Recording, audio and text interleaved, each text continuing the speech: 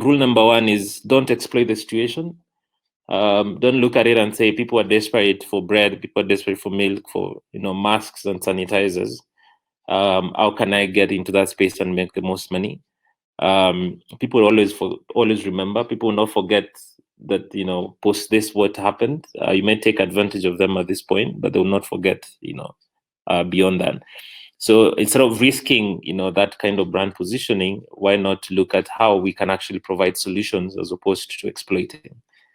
Rule number two is add value. As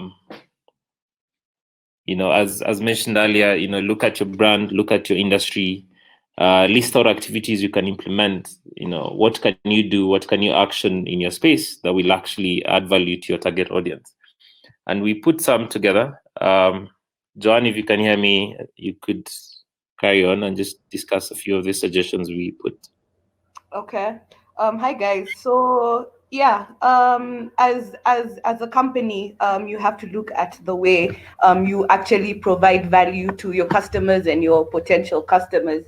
So we looked at five categories and brands that are actually leading the way in terms of offering help to Kenyans, basically. So we looked at finance and banking, and we saw Corp and KCB leading the pack, where they did reduction of interest rates on loans and mortgages, reducing transaction charges, upgrading online banking capabilities to reduce physical visits. Corp is actually leading the pack with this one. Well done to Corp. FMCG, Lifebuoy, EABL, Dettol have done a lot of CSR activities. EABL sacrificed some alcohol to make sanitizers. So basically, what other value can you add as an FMCG is probably have educational content on how to sanitize, wash your hands, and mainly all this is happening on digital and TV, being that none of us can leave our houses. So yeah, it's TV and digital, to be specific. Social media has really taken precedence in in helping brands communicate their messaging.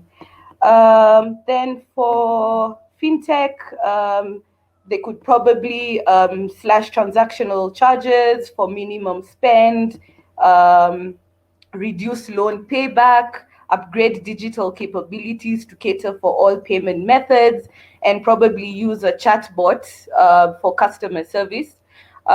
So this, I mean, even as a customer service rep, right? You are still being affected by this COVID-19 pandemic, and you also have to stay at home, right? So updating your chatbot customer service would do very well, and do great across the country.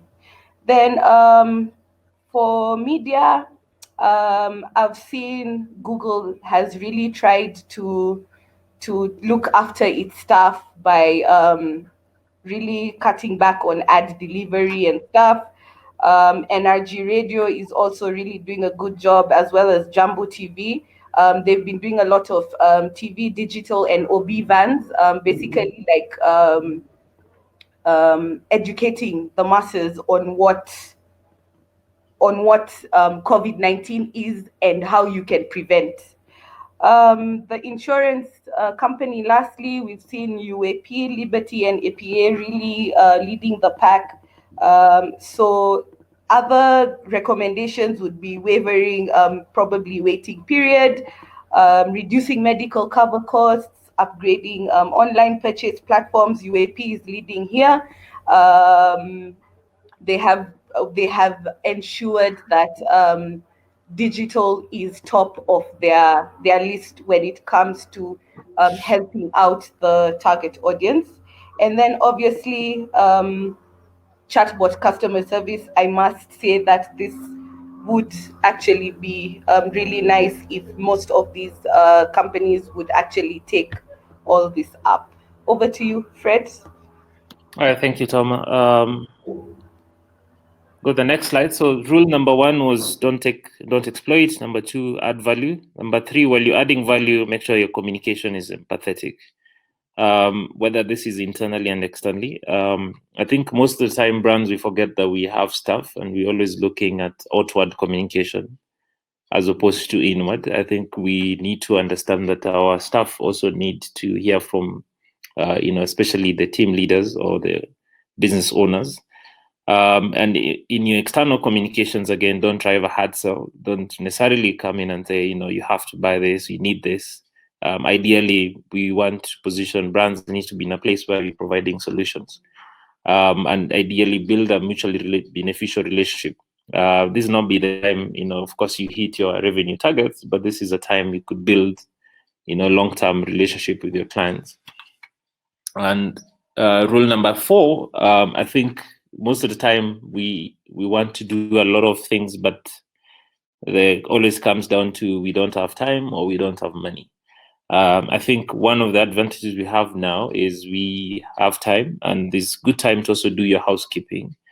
And housekeeping is, I know sometimes we've looked at a number of things in our brands, in our businesses that we could take care of. This is a window to do that. I always like Abraham Lincoln's quote that says, if you give me 6 hours to chop down a tree, you want to spend the first 4 sharpening the axe.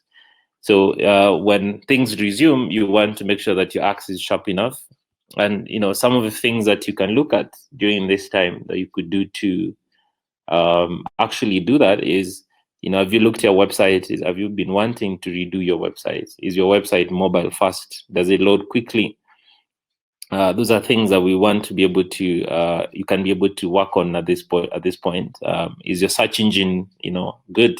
Are you ranking where you want to be? Because these are organic efforts that you can still do at this time. Have you ever thought of doing your email marketing? Have you thought of starting a webinar like us? Those are great platforms for you to retain your client base, to even upsell later on or cross-sell. Maybe that's, it's a good time to start thinking of that and doing that. Do you know your customers? Have you done your personas? Do you know what your customers really need?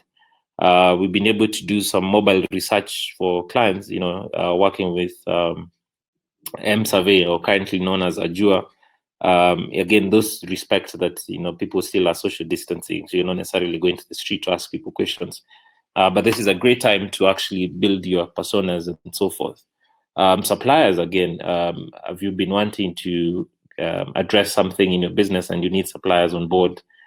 This is a good time to actually then go through the pre-qualification space, so that then when you're, putting your house, this is just some of the tips that we have top of our minds, but, you can look at your individual use cases and see where or what you can do differently. And then lastly, you have to be ready for life after COVID. We'll certainly, go back to what you call the new normal. Most of us may be lethargic at that time because, again, you've been home maybe for 2-3 months. You don't know how long this will be, but you need to have a bit of, if you've been actively engaging your audience, you have a bit of momentum. And we always say business is a marathon, so you don't want to start practicing when everyone else's race has already started.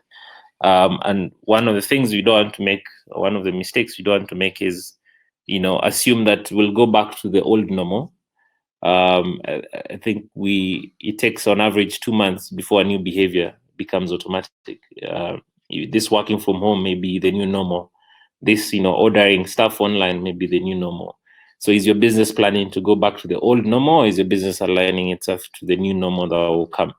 So I think ideally it's looking at, again, your business's processes and what then you can do your housekeeping on to make sure that you're ready for this new normal that is coming.